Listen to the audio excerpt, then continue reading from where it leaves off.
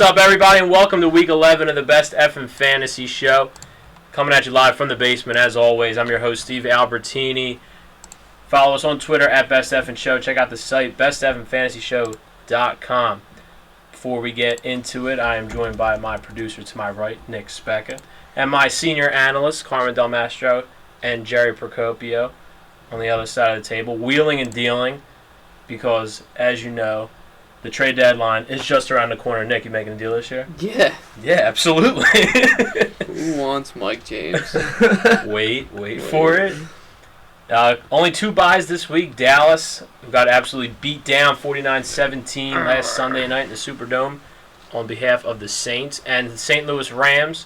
And hello, Tavon Austin. We saw you. Welcome to the 2013 season. That's something that a lot of us have been waiting to see for quite some time now. It is Week 11, as I said, and the Thursday night game this week is Indianapolis, fresh off their own drubbing this past week on behalf of the St. Louis Rams. Trent Richardson, 5 attempts, 2 yards last week. And on the other side of the ball for the Tennessee Titans, Chris Johnson, 12 attempts, 30 yards. Last week against the Jaguars. Now, guys, as you know, Trent Richardson and Chris Johnson are my 2 least favorite stud running backs, not named C.J. Spiller. But in this matchup, who do you think has more yards this week, Trent Richardson or Chris Johnson? I got to go Chris Johnson, 100%. Based on the lack of production by T. Rich? Yeah, it's that, and they're not. Last week, they were behind the entire game, so what was the point of running the ball? So I think Chris Johnson is more important to the Titans than Trent Richardson is important to the Colts. That's how I feel. I have to agree with you. If Trent Richardson couldn't get it done against the Rams defense, then what makes things going to be able to get it done this week? I'm not confident in Chris Johnson to still be a consistent fantasy back week to week, but this week I'm going to ride with him over T-Rich. I had high hopes for T-Rich myself last week, but couldn't get it done. Yeah, that game got out of hand really quick. Andrew Luck, 3 interceptions. Luck have a bounce-back game this week against Tennessee? Absolutely. He's going to get it together. Not necessarily. Tennessee's been stout against the pass, stout against the quarterbacks. They are, as of last week, they were ranked number 1 in fewest points allowed to opposing wide receivers. So it's a tough matchup for Luck. Division game. What's Jake Locker's status for this week? Do we have an update? He's out for the season. He's done. He's done for the year. Jake Locker, done for the year. There it is, folks. In a rematch from Week 1, Washington travels to Philadelphia to take on the Eagles. Eagles 2-0 in their last couple of games under Nick Foles. But Washington has played well as of late. Their offense is starting to get rolling a little bit, even though they came up short last Thursday against Minnesota. RG3 and Nick Foles each had 3 touchdowns through the air last week. Who has more total touchdowns? Because we'll factor in RG3's rushing. Who has more total touchdowns this week, Nick Foles or RG3? I'm going to go Nick Foles because last week RG3 played a team who gives up the most points to opposing quarterback. Nick Foles has been on a roll, so got to go Nick Foles. Eagles are playing at home, right? Yeah, they're playing at home too. So that means RG3. That means they're going to lose. It's a terrible stat. Shady McCoy had 155 yards last week against the fifth-ranked rush defense in the NFL. Alfred Morris, 139 yards in the Metrodome last week. Who has more rushing yards this week, Alf or Shady? I'm going with the better back, so it's Shady for me. In a matchup from Week 3, the New York Jets travel to Buffalo to take on the Bills. Geno Smith, quarterback for the Jets, had his best game of his young career against Buffalo last time out. 351 yards, 3 touchdowns in the 27-20 Jets victory. Who's the better play this week from a fantasy perspective? If maybe you're a Tony Romo owner and you had to scour the waiver wire for a replacement this week, who's the better play? E.J. Manuel, who's now 1 game back after his injury hiatus, or Geno Smith? I got to go Geno Smith because last week E.J. Manuel, he looked awful, and this week they're saying Robert Woods might not play, which is one less weapon for him to have. And Geno gets Santonio Holmes back this week, which is another option. So it's got to go Geno. I'm also going to go with Geno. Baltimore travels to Chicago this week to take on the Bears. Jay Cutler, already ruled out this week by Coach Mark Trestman, was taken out late in the game last week. Josh McCown drove him down for a late touchdown, but couldn't get the 2-point conversion to send the game into overtime. Meanwhile, Baltimore survived a couple of bad Cincinnati fourth down calls throughout the game to survive in overtime to beat the Bengals. I'm not going to factor Brandon Marshall into this question because I personally think he's just on slightly higher level, but who's a better play this week from a wide receiver perspective? Torrey Smith, who had 5 catches, 46 yards, and a touchdown last week, or Alshon Jeffrey, who had 9 catches for 114 yards last week? Well, it's Jeffrey for me. You can't deny the fact that the Bears, they want to establish a passing game, even out of the backfield with Forte. So for me, it's Alshon Jeffrey. He's been getting a ton of targets as of late. I'm sticking with Jeffrey. Yeah, 18 targets last week. Jeffrey, it's for me too, because the Ravens give up the least points to opposing running backs, so Matt Forte might not get a lot of running room, so they're going to have to pass more. In a AFC North matchup, Cleveland travels to Cincinnati, taking on the Bengals. Jason Campbell still in at quarterback for the Browns. Jordan Cameron, they coming off the bye. They had the bye in Week 10. Jordan Cameron last game, Week 9, 1 catch for 4 yards. Bounce back this week after the bye for Jordan Cameron. Maybe they get him involved early and often.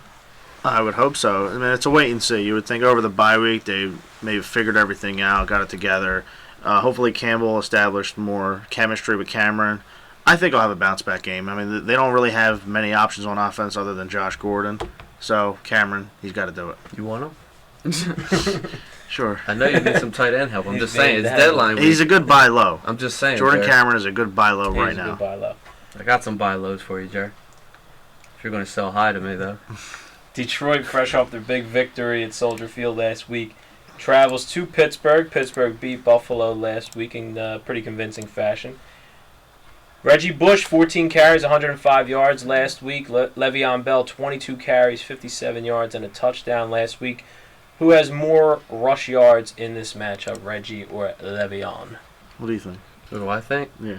I'm going to go with Reggie. I know you own both of them, so I mean it doesn't really matter. I see you scowling at me, like only J Pro can scowl. But The J Pro face. I'm gonna go with Reggie just for a simple fact that he's going to be active out of the backfield. Pittsburgh has been atrocious. They're old. They're slow on defense. Why not Reggie Bush this week? Yep, I agree with that. Reggie. Atlanta travels to Tampa Bay in a matchup of NFC South rivals. Mike James, done. Done. It's a shame. For the year. Was averaging like 8 yards a carry last night. Yeah, and after that big game against Seattle, you thought that he was going to be The guy. the guy The for guy. the rest of the year. Well, who's the guy now in that Tampa Bay backfield? Well, Brian Leonard. Rainey. Yeah. Rainey, didn't he was with Cleveland, right? Yeah. And they caught him, and He yeah, was he's like a with miracle. Well, they got Brian Leonard, who got the bulk carries last week, but I don't think that he's going to be the lead ball carrier. I think it's going to be an even split between him and Rainey for the rest of the year. If anything, it's good news for Vincent Jackson, maybe Tim Wright, maybe Tequan Underwood, The Fro. because I think that they're going to pass more with the Tim lack of the Wright running was game. A ghost last night. He was. After a couple big games, he didn't do much. That game was ugly last night, though. Yeah. It was a good Monday night game though. I'm sure it got very good ratings. Yeah. Mhm. I don't even think Tampa Bay watched it. In a battle of struggling stud wide receivers, Roddy White 1 catch for 20 yards last week. Vincent Jackson 3 catches for 28 yards, and in Week 9 he only had 2 catches for 11 yards.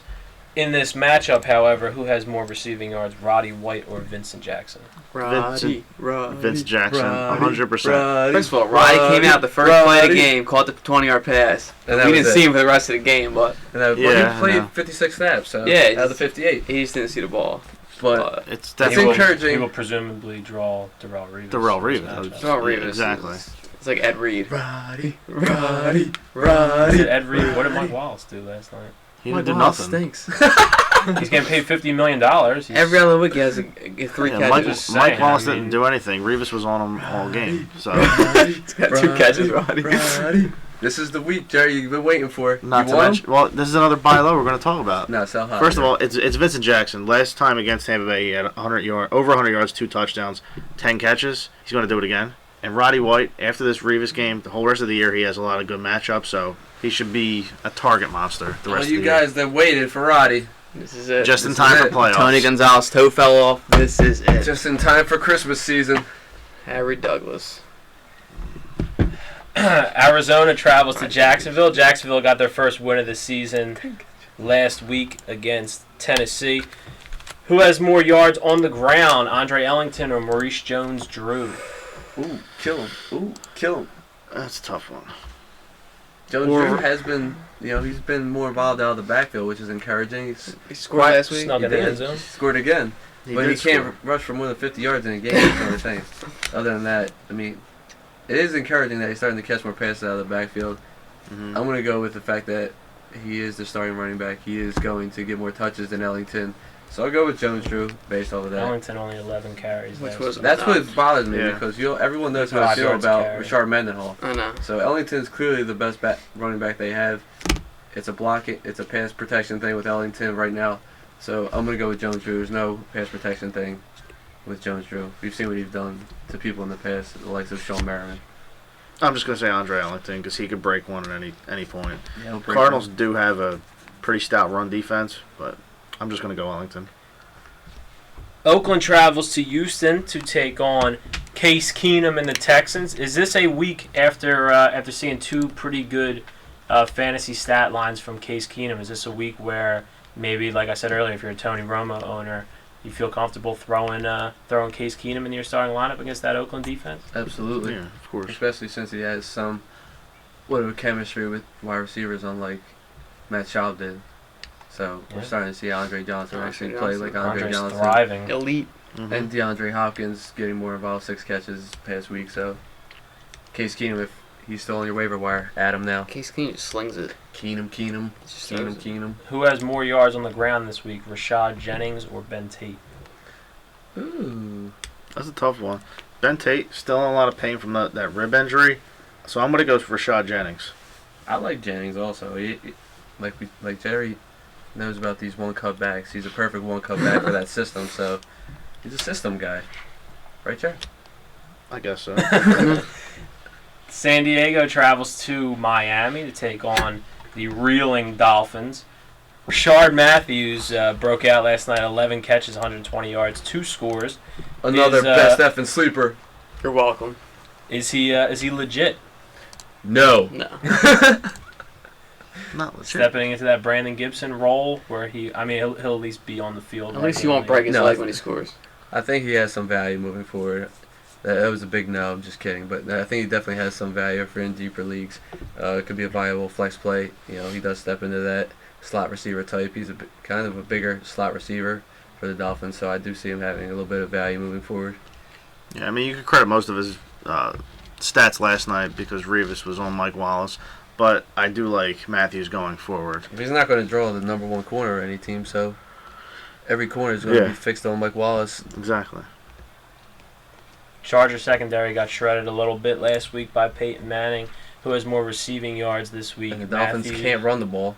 That's true. So It's atrocious. There you go. it's just saying they only rushed for 4 yards. Daniel last night? Thomas 4 for -2 and a touch.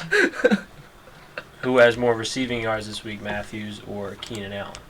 Keenan Allen. I'm going to go Matthews. There you go, Jer. And I get the stare. I'm gonna go afterwards.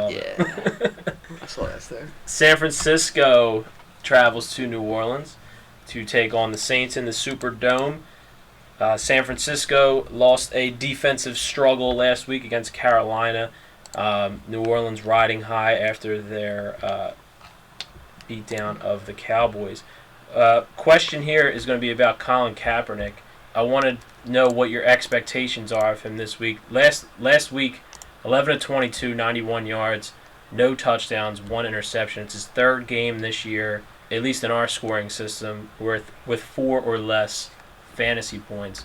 Last year, however, on November 25th at the Superdome, 16 of 25, 2 total touchdowns, 243 yards.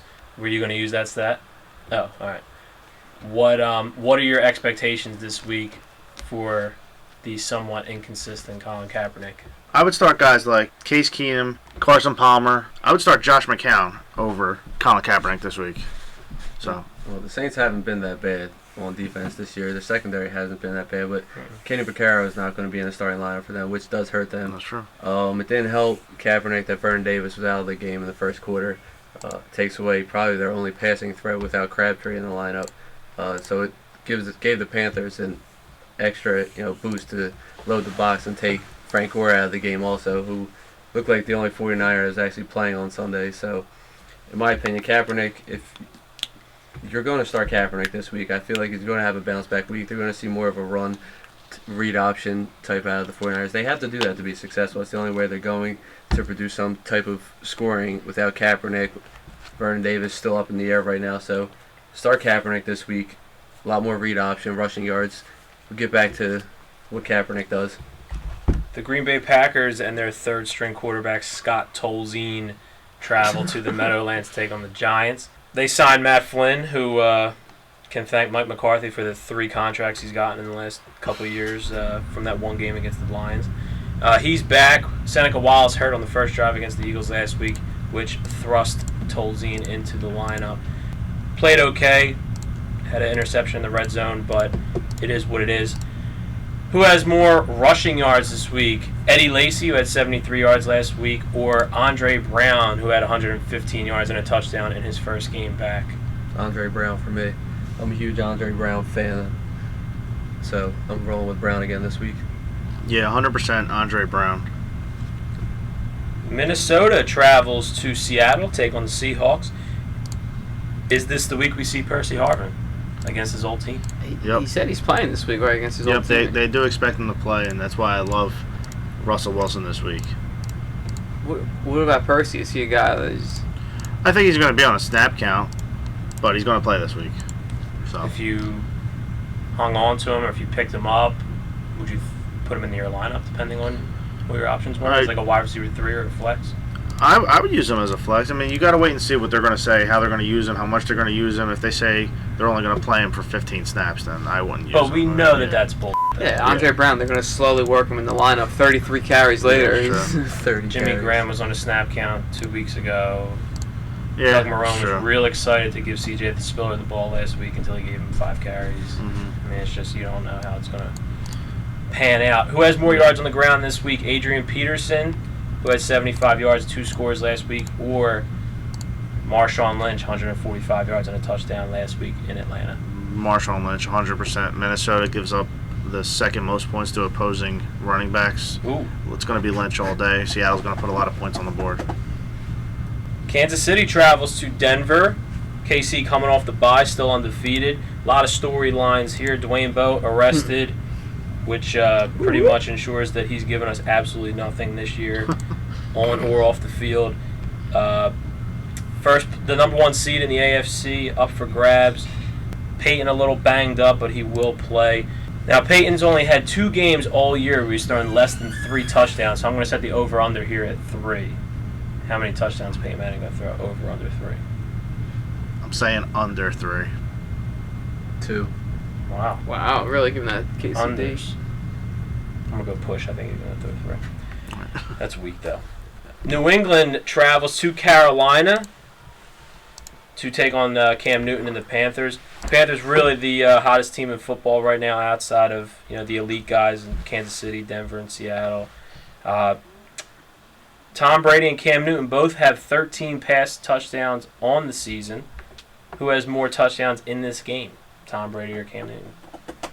Sure, I know how you feel this week, so I'll answer it for you, Cam Newton. All right. I agree with that. There it is. Yep. I know it pains you to go against your boy Tom, but It's okay. It's okay. He's been lackluster this year. The Panthers D is legit. Panthers, very good on I mean, they defense. have Quentin Michael, their starting safety. I know all the Eagles fans love that. And our old defensive coordinator. We caught him. We fired for an offensive line coach. But I digress. We'll be right back with our legends and jerkoffs for Week 11.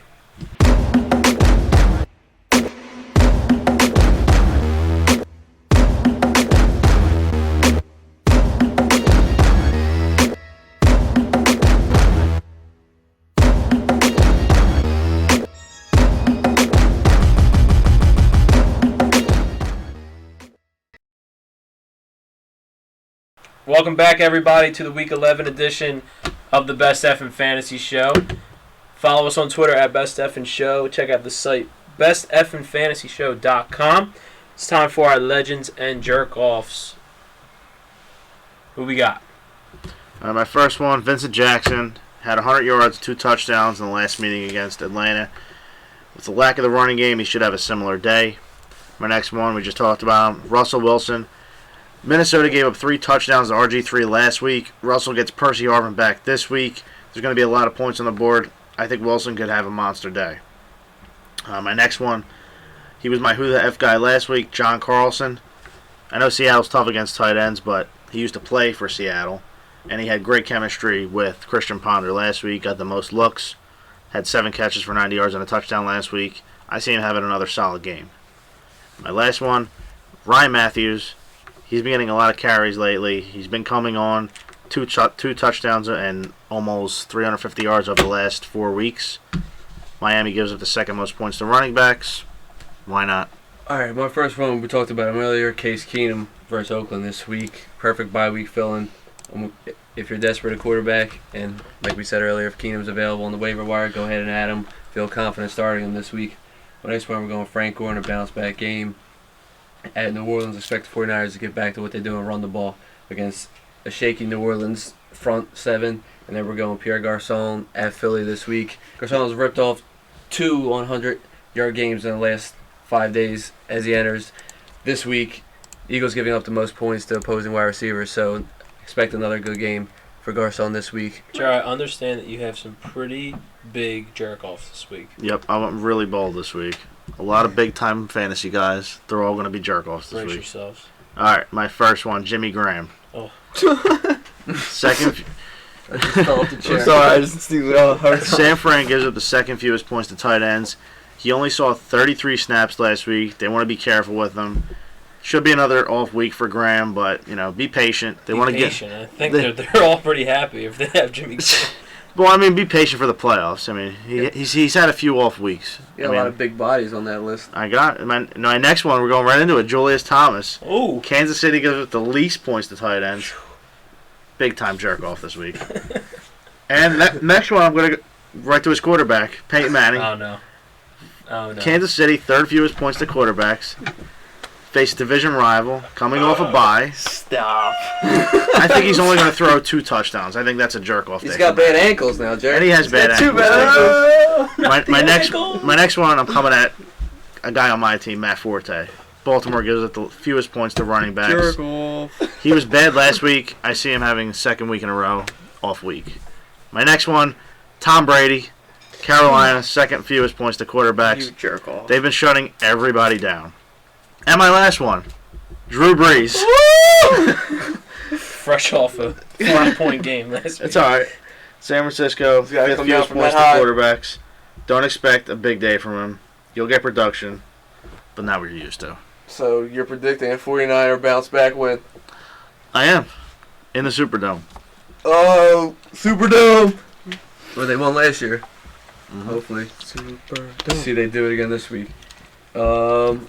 I don't know how I can top that. I don't think you do jerk off this I'm week. going to go home. We're going to shut it down. All right, my first one. Stephen Ridley at Carolina. That's a good one. Carolina's defense proved to the world that they're elite this past week. They'll be able to shut down Stephen Ridley this week. Patriots also getting Shane Vereen back this week, so expect a little production out of Shane Vereen catching some pass out of the backfield and out of that Joker package. So Shane Vereen, welcome back, buddy. Next we're going Marcus Colston against the 49ers. Jerry already explained to you guys. So we're all 49er out this week. I got my man J Pro on my side, so I'm feeling good about it. Bounce back. And the last one we talked about him earlier, Andrew Luck, Thursday night. Tennessee's defense has been solid against the pass and against opposing receivers, so Andrew Luck not feeling it this week. Jerry, you going to break out the Singletary shirt for the game this weekend, since you're all 49ers up? I will. I will. 100%. Winners. I'm going to say my one who the F guy, so you can rattle off your 30. All right. Oh, you got some names on there. Who are we sponsored by this Well, week? this Steve? week's Who the F Sleeper of the Week is brought to you by The Palm. Now through January 15th, receive a $25 thank you card for every $250 you spend on Palm gift cards. Available at your local Palm restaurants or thepalm.com. Palm.com. Jer. No. You go first. Car. I'm only going one because I see this list that Jerry has prepared, and you guys are going to want to hear this. So I'm going Mercedes Lewis versus Arizona. Arizona's giving up the most fantasy points to opposing tight ends. And every time I drop a tight end on Arizona, they seem to produce. So we're going to go Mercedes Lewis. All right, my first one. Strap in. Chris Gregg. That's right. Chris Gregg. Jets are vulnerable to tight ends. He did score last week. Robert Woods might not play. They might go more 2 tight end sets. He got 6 looks last week. I think he's going to score again. My next one, Levine Tololo. Fantastic. With Gonzalez hobbled, he should get more work. There's no point rushing Gonzalez back for a losing season. Absolutely. I mean, so this guy I think is going to be the future. 6'8", he's a monster. Why not? My next one, Ladarius Green, other tight end for San Diego. They're going to be passing a lot. A lot of points are going to be put on the board. I think he'll do something. He hasn't done anything the last couple of weeks, but I think this is the week he scores. This is it. My next one, DeVire Posey. DeVire Posey. Houston's going to be throwing a lot. From the Ohio State. A lot of points are going to be put on the board. I think he'll get it done this week. DeVire is going to do it, huh? I think he will. That's it. DeVire! my next one. All right, I'm going to go one more. Just in case Gonzalez is inactive, I'm going to go Chase Kaufman, the other tight end. You going double tight end formation for the Falcons? Yep. Right. He showed some flashes in the preseason. We'll see what he does. Some flashes like on Hard Knocks 4 seasons Hard Knocks. ago when he was on the Hard bench. Knocks when he was on the bench. Yeah, that was it. That was it. That was it. He's the guy. So go on HBO, check the tape out, and pick him up this week. Hard Knocks season 6. Jesus Christ. All right, I got a hard That's what one. we're resorting to. You got the questions ready? Yeah, I got some I'm good going to questions. pass it on to our producer, Nick Specca, who has the first question. First question comes from at Operation Dumbo, quarterback problem. He wants to know Case Keenum Done. or Eli Manning. Case. Done. I know we talked about him the whole time. Done. Case Keenum. Case Keenum, unanimous. Ooh, Keenum. Love. everyone's a big Case Keenum fan. So. Our next question comes from at TL Taken. He wants to know, it's a PPR league. I need a flex spot fill-in. Percy Harvin or wide receiver from the Jags, Mike Brown. I'd rather start Percy this week. Percy. Yeah, I'd rather go Percy too. Percy. Mike Brown, he didn't show anything last week. Mike Brown. Mike who? Our next question comes from at IT War Machine. He wants to know Colin Kaepernick, Rashard Jennings, and Derek McFadden for Tony Romo and Danny Woodhead. Who makes out in the better trade there? I'm going to say it again. Colin Kaepernick, Rashard Jennings, and Derek McFadden. You get the handcuff combo for Tony Romo and Danny Woodhead. Not the handcuff combo. No. The Romo Woodhead. Romo I Woodhead. would hang on the Romo and Woodhead. So the person Romo shouldn't accept that trade. No. No. Okay. No. All right. Nick, please give me another question. You have. I'm sure you have more trade proposals in there. Here you go. At the Nature Boy wants to know, who should he start in his flex this week in a PPR league? Riley Cooper, he's hot right now. CJ Spiller, he's not hot right now. Or Chris Ivory. You gotta start mine. Riley. I would go Riley. He's been really good lately. I gotta go Riley. That's what in right now. You gotta go with Coop. You Ride the gotta hot go. hand. It makes you wonder if Riley if there's Riley Good touchdowns matchup, or- plus matchup. against Riley Cooper. Well, I yeah. mean, you figure You're in how long the two have been working together, so there's chemistry there already. Nick Foles and Riley Cooper are like Billy Volek and Drew Bennett. Well, in that case, I don't know. You're not starting That's the most racist thing I've ever heard. You know think what? about- That's kind of an He's taking shots at excellent. you. That's kind of an excellent comparison. They are. Think about it. Think about it. Drew But I- Bennett, left for dead. Billy Volek, rising from the ashes like a phoenix. But I feel like he's throwing dirt on your name. Yeah, he is. You know, it's been 10 years, but I'm not over it.